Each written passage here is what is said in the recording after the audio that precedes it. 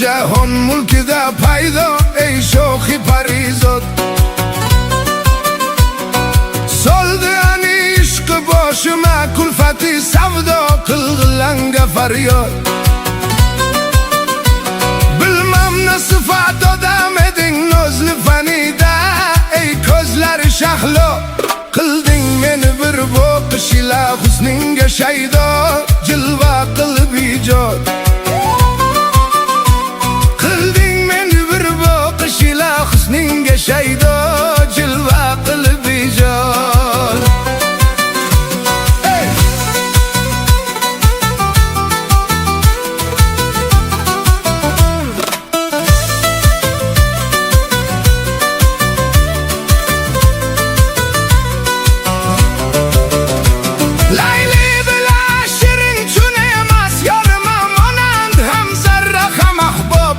Men bir laqachon teng bo'lur ichra jahonda Majnun ila Farhod. Men bir laqachon teng bo'lur ichra jahonda Majnun ila Farhod.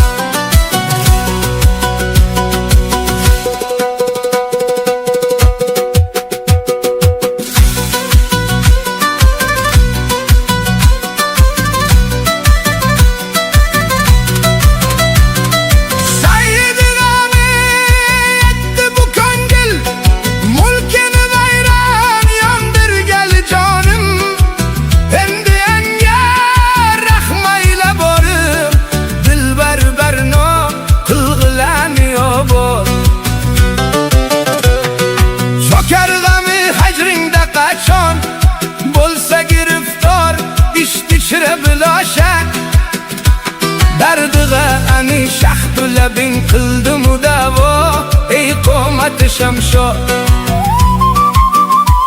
Dardiga